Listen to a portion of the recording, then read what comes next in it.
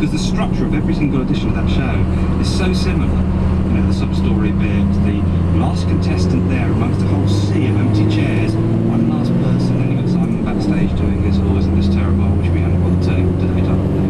And oh gosh, we found somebody that's, you know, formulaic stuff gets boring. Can we talk about Doctor Who? Yes, now that is good. I like Doctor Who, the first of a two-part series finale tomorrow night on BBC One, and it's a dramatic one, I have to say. I haven't even been allowed to see the second part because it's being withheld from reviewers and previewers, but the first part, incredibly dramatic. The Daleks, of course, are back, as I think is common knowledge.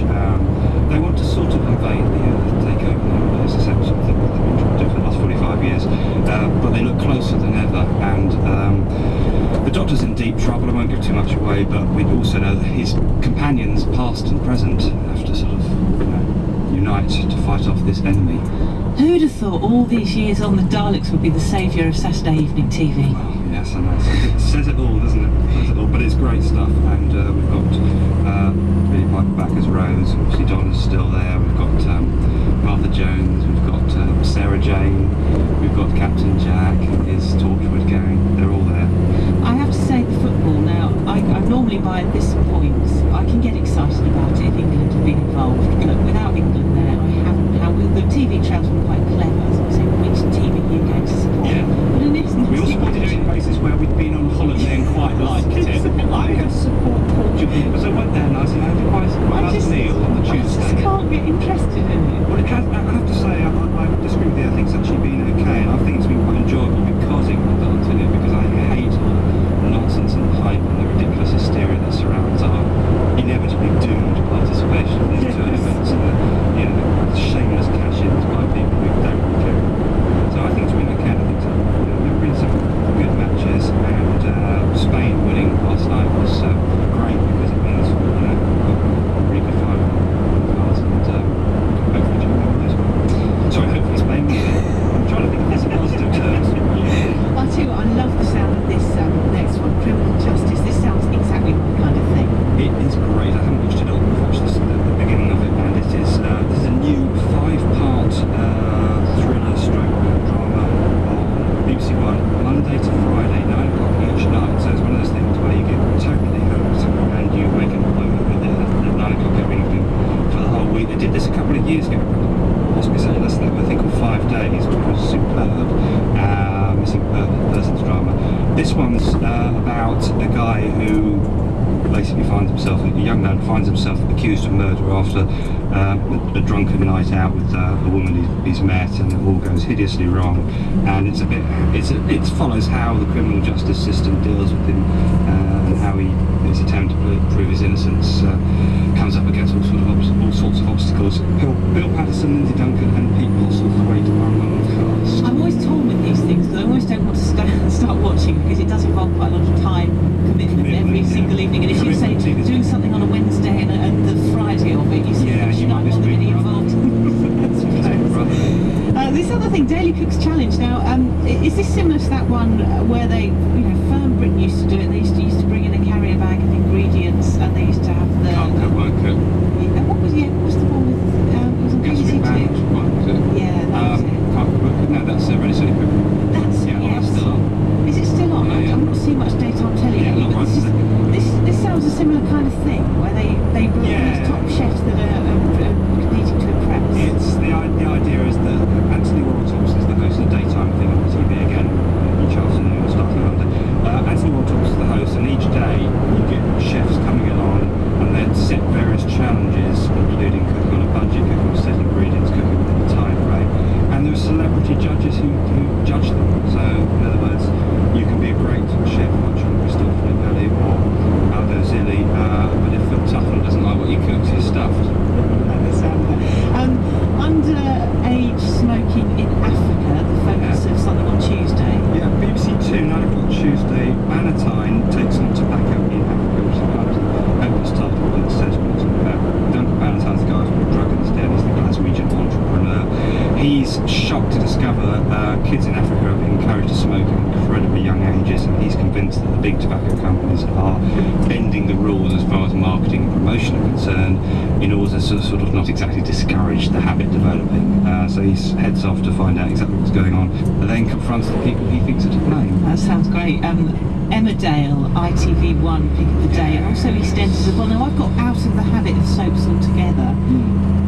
Well, big farewells in both of them. In EastEnders we're losing Nikki Miller, who and Keith Miller, both of whom were involved in a big storyline recently because the house blew up. That's a good place to go. You think that's blown up.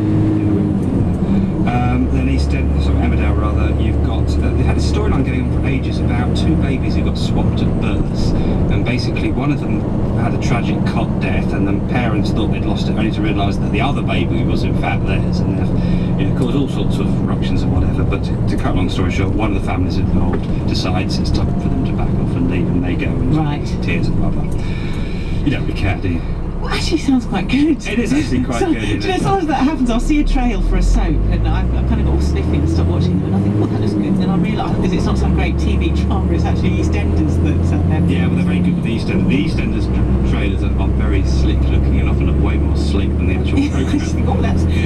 personal services required. I like the sound of this. Channel 4, 9pm, a sort of variation on Wives. Yeah, it is, made by the same people. It's a new thing on Wednesday nights at 9 o'clock, where each week you get two employers looking for people to fill domestic roles such as housekeeper, personal assistant, etc, etc, and 3 people are tried out on a sort of 2-day trial basis for each of these roles, so we follow how they get on. It's all about personality clashes and people being blatantly unsuited and so on. Also that night, Marco's Great British Feast, have to mention that night at 8 o'clock.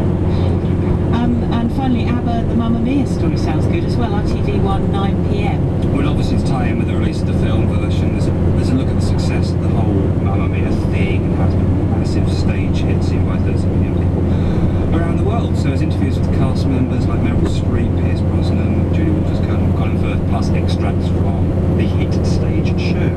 Do you know, I'm never a bit fancy that. I don't know why. I haven't either. I'm never keen on the idea of those things. It's like a Queen thing, but everybody goes. I know. My husband wants to see We Will Rock You, and I just we'll send him because I think you're on your own. One ticket.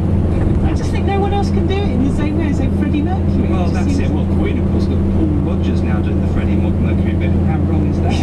It's just like a garage mechanic, isn't it? Mike, thank you very much. Mike Ward, a Daily Star critic for television, and we'll talk more telly same time next week here on Southern Counties Radio. The headlines this evening: on the first anniversary of becoming Prime Minister, Gordon Brown's coming to terms with one of his worst moments in the job following Labour's dismal performance in the Henley by-election. The candidate lost their deposit and came 5th behind the BNP. A Brighton paper for the gay community has shown 2 men kissing on the front page of today's edition. 180 News was responding to the decision by Heinz to pull a similar ad following 200 complaints to the Advertising Standards Authority. And fears have been expressed that a planned upgrade of Gatwick Airport railway station will not be completed in time for the 2012 Olympics. BBC Southern Counties Radio Travel.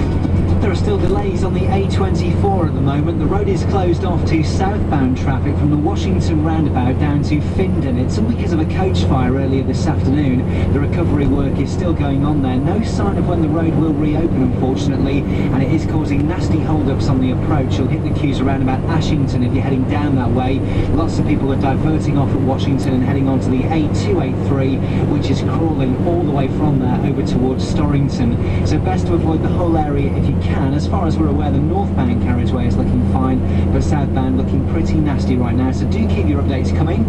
The rest of the local roads, they're looking fine. The A27 has eased off nicely, and for the motorways, the M23 is looking good in both directions, and the M25 still sluggish in just 1 or 2 places clockwise between 10 and 11. That's the A3 up to Chertsey, and it's still looking pretty slow as you head from Staines up towards the M4. That's junctions 13 to 15, but anti-clockwise, looking at the